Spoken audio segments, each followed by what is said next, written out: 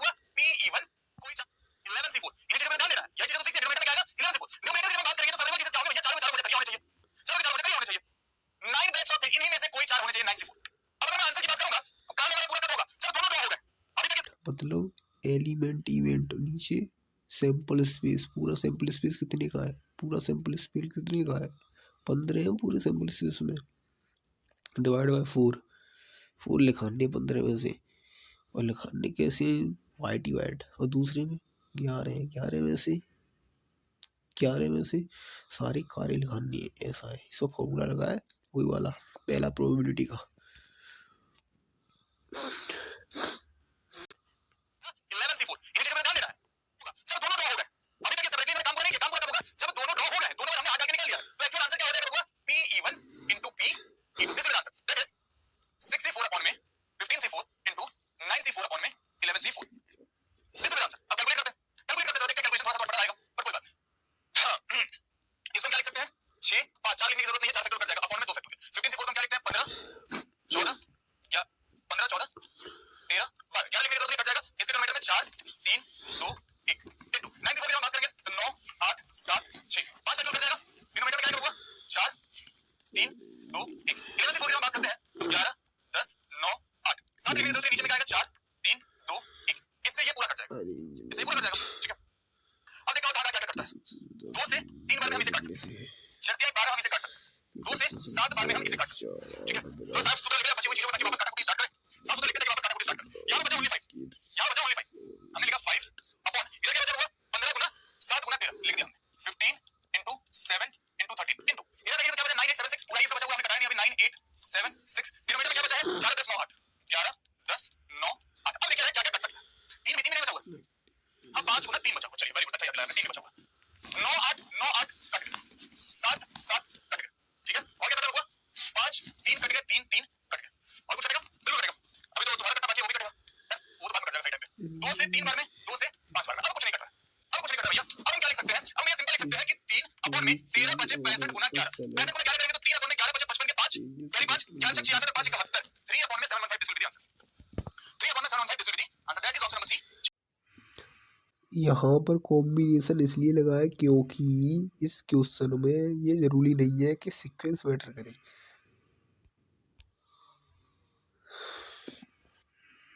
एक कॉम्बिनेशन संचय इक्वल सिर्फ चुनना सिलेक्शन। जब आप एक साथ 4 शॉक्स निकाल रहे हैं तो इससे फर्क नहीं पड़ता कि कौन सा पहले आया और कौन सा बाद में, आपके हाथ में बस वो 4 चीजें होनी चाहिए। यहाँ ऑर्डर क्रम जरूरी नहीं है। 2 परम्यूटेशन क्रमचय इक्वल्स चुनकर सजाना अरेंजमेंट। अगर सवाल ऐसा होता कि पहले लाल निकालो फिर नीला फिर पीला एक लाइन में सजाना, तब हम परम्यूटेशन लगाते। उदाहरण के लिए अगर आप 3 दोस्तों को पार्टी में बुलाते हैं तो वो कॉम्बिनेशन है क्योंकि वो तीनों बस वहां मौजूद हैं। अगर आप उन 3 दोस्तों को फोटो खिंचवाने के लिए एक लाइन में खड़ा करते हैं तो वो परम्यूटेशन है क्योंकि कौन किसके बगल में खड़ा है इससे फोटो बदल जाएगी।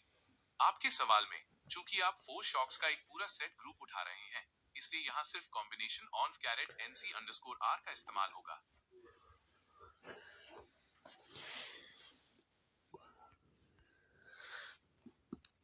कुछ इवेंट्स है हमसे और अगेंस्ट सी पूछा गया, जरा एक चीज में ध्यान दीजिएगा, अगर कुछ चीज डिस्कस नहीं होता समझ लीजिए। अगर कभी आप देखें ना कि कुछ इवेंट्स है इक्वली और mutually exhaustive events, collectively exhaustive event मतलब म्यूचुअली एक्सॉस्टिव भी होता है। म्यूचुअली एक्सॉस्टिव का कुछ चीज है, म्यूचुअली एक्सॉस्टिव का मतलब क्या होता है कि जब यूनियन उनका सैंपल स्पेस के बराबर हो जाएगा, यूनियन उनका सैंपल स्पेस के बराबर आ जाए तो इसका मतलब उनकी प्रोबेबिलिटी कितना हो जाएगा, उनके बराबर हो जाएगा। बस वही चीज है, ये चीज आपने ध्यान में हमेशा रखी है कि PA plus PB plus PC की जो वैल्यू होगी बाबू वो क्या होगी 1 के बराबर होगी। क्यों? क्योंकि ये म्यूचुअली एक्सॉस्टिव इवेंट है, ये म्यूचुअली एक्सॉस्टिव इवेंट, ये बात है, ये बात है। अब सवाल का पहली चीज देखो odd are 8 is to be against A. अब देखिए यहां पे आपको स्पेसिफिक करना पड़ेगा, ऑड अगेंस्ट और इन फेवर ऑफ बता चुका हूं मैं, सीधे पी ए लिखूंगा, थोड़ा दिमाग लगाना पड़ेगा, बच्चों वाली चीज बाहर आना पड़ेगा आपको। आप नॉर्मल होकर बच्चे नहीं है, यू नो इंडिया, थोड़ा सा सोचिए। देखिए अगर मैं सीधा बोलूंगा पी ए तो आपके सामने फटाक से आ जाएगा भैया पी ए की वैल्यू होगी वो 3/11 होगी। अब कैसे होगी 3/11, कैसे होगी 3/11, 3/11 इसलिए होगी, 3/11 इसलिए होगी मेरे भाई क्योंकि यहां लिखा है ऑड अगेंस्ट, और ऑड अगेंस्ट क्या होता है, फेवरेबल अपॉन में अनफेवरेबल, राइट, फेवरेबल अपॉन में अनफेवरेबल, हां फेवरेबल अपॉन में अनफेवरेबल होता है, और प्रोबेबिलिटी क्या होती है, फेवरेबल अपॉन में टोटल, ये होता है ना। तो नीचे इसका फेवरेबल, अच्छा नीचे इसका फेवरेबल वाला यानी कि 3 है और टोटल कितना हो जाएगा 8 + 3 11, इसलिए प्रोबेबिलिटी होगी कितना होगा 3/11, सिंपल। पी की वैल्यू 3/11 की। सिमिलरली अगर मैं पी बी की बात करूं मैं तो पी बी भी आप डायरेक्ट बोल सकते हैं कि ये कितना हो जाएगा 2/7 के बराबर, क्योंकि और अगेंस्ट बी रखा हुआ है। अब जो हमने ऊपर रिलेशन लिख रखा है, तुम्हारे रिलेशन के बारे में बात नहीं कर सकते, हम बात करने लायक भी नहीं है। यहां पे देखिए पी ए की वैल्यू कितनी है मेरे भाई 3/11, पी बी की वैल्यू कितनी आई 2/7 प्लस पी सी की वैल्यू कितनी है 1 के बराबर है। पी सी कितना हो जाएगा, तो सर पी सी हो जाएगा 1 - 3/11 प्लस 2/7 के बराबर, बट प्रोबेबिलिटी कुछ ध्यान रखिएगा, ठीक है। सब कितना हो जाएगा, सब सब हो जाएगा 70 के बराबर, 1 - एलसीएम 70, 11 से 7 बटे तो 17 का 21, 7 से 11 बटे तो 11 दूनी 22, कितना हो जाएगा 43, 1 - 43 अपॉन में 77। पी सी की अगर हम बात करते हैं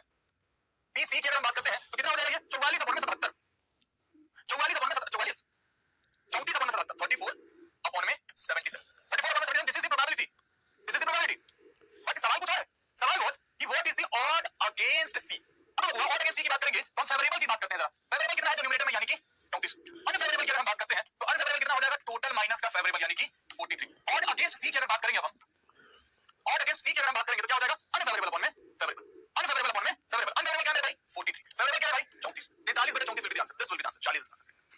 D को बड़ा बहुत मारेंगे, इतना मारेंगे भिखारी दिखाई नहीं देगा. 7 white balls and 3 black balls. क्या लिखा हुआ है? 7 सफेद गेंदें और 3 काली गेंदें हमारे पास. टोटल बॉल्स कितनी होगी बबुआ? टोटल बॉल्स कितनी हो गई? 10 के बराबर. टोटल पॉसिबल अरेंजमेंट कितना हो गया? टोटल पॉसिबल अरेंजमेंट कितना हो गया? तो टोटल पॉसिबल अरेंजमेंट हो जाएगा मेरे भाई 10 फैक्टोरियल के बराबर. ठीक है, total possible arrangement is 10 factorial.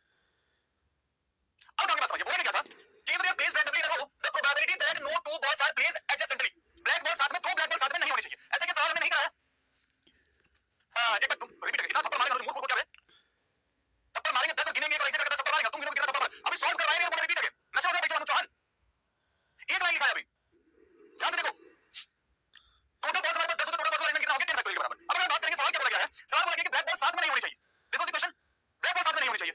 ठीक है भैया, आपको वाइट चीज समझाया था परमुटेशन कॉम्बिनेशन में. ठीक है भैया, ठीक है भैया, आपको वाइट चीज समझाया था परमुटेशन कॉम्बिनेशन में. परमुटेशन कॉम्बिनेशन में क्या समझाया था कि जिसमें रेस्ट्रिक्शन ना हो, जिसमें रेस्ट्रिक्शन ना हो पहले उन्हें अरेंज करेंगे. जिनमें अरेंजमेंट ना हो, जिनमें रेस्ट्रिक्शन ना हो पहले उसे अरेंज करेंगे. ठीक है भैया, मतलब हम पहले अरेंज कर लेते हैं 7 white balls. 7 white balls. 7 white balls can be arranged in 7 factorial ways. अच्छा अभी बात समझिए. 7 व्हाइट बॉल है ना, 1 2 3 4 5 6 7. ये 7 जगहों पे आपने व्हाइट बॉल रख दिए. 7 जगहों पे आपने व्हाइट बॉल रख दिया. अब करिए बॉल कहां रख सकते हैं? यहां पे रख सकते हैं, यहां पे रख सकते हैं, यहां पे रख सकते हैं, यहां पे रख सकते हैं, यहां पे रख सकते हैं, यहां पे रख सकते हैं, यहां पे रख सकते हैं और यहां पे रख सकते हैं. टोटल कितने जगह हमारे पास? ब्लैक बॉल कितने जगह? 1 2 3 4 5 6 7 8. 8 जगह हमारे पास. 4 में कितने बॉल प्लेस करने हैं? हमें 3 बॉल प्लेस करने हैं. तो black ball can be arranged as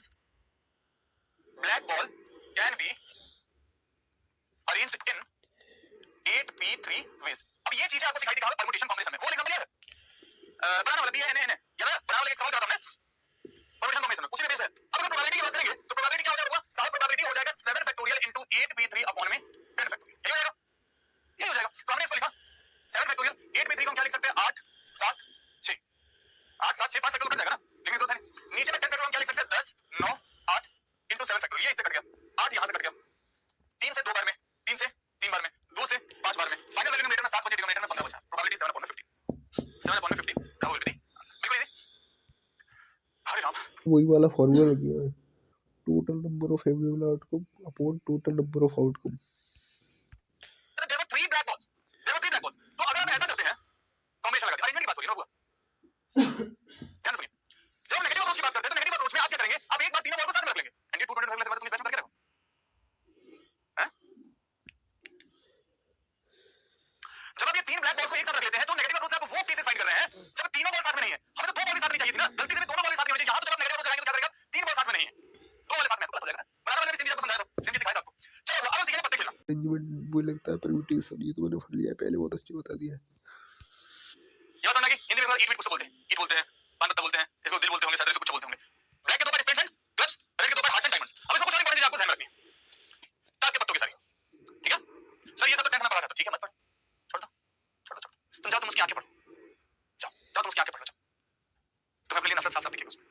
ठीक है, पढ़ो ध्यान देखिए. पहला बेसिक सवाल कितना है? 26.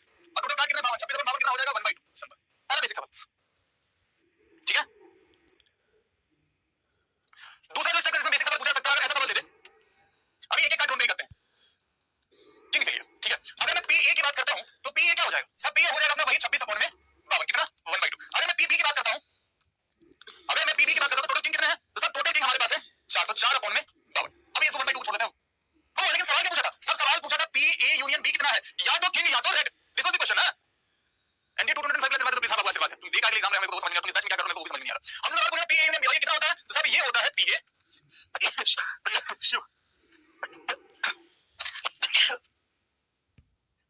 क्या था?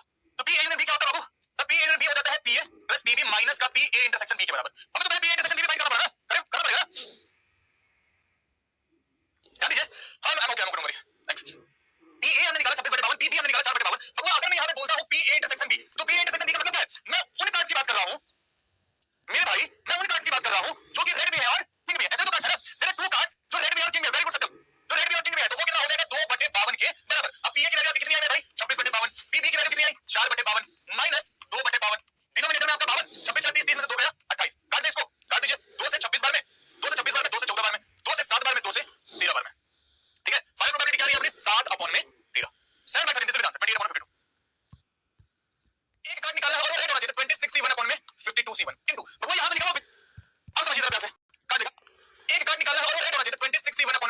52C1 इनटू, तो वो यहां पे लिखा हुआ विदाउट रिप्लेसमेंट, क्या मेंशन है? Without replacement, without replacement. मतलब अब हमारे पास 26 रेड कार्ड नहीं बचे दूसरे केस के लिए। हमारे पास कितने रेड कार्ड बचे मेरे भाई? हमारे पास 25 रेड कार्ड बचे हैं। तो अब हम बोलेंगे 25C1, अब ना ही हमारे पास 52 कार्ड बचे, कार्ड भी हमारे पास 51 बचे हैं, 51 बचे। तो हम इसको क्या लिख सकते हैं? 51C1। 26 से 1 26 में 52 गुना 25 से 51 जो कटेगा काट दीजिए, 26 से 2 बार और कुछ नहीं कटेगा, लिख दीजिए इसको 25। ये आपका PYQ भी है। A person draws a card from a pack of playing cards, replaced it and shuffle the pack. He continues doing this until he gets a spade. The chance that he will fail on first 2 trials and draws a spade on the third trial. दिमाग लगाओ बच्चों वाला सवाल है, दिमाग लगाओ बच्चों वाला सवाल। पानी पीने मिल सकता है, आराम कुछ नहीं खिलाएंगे।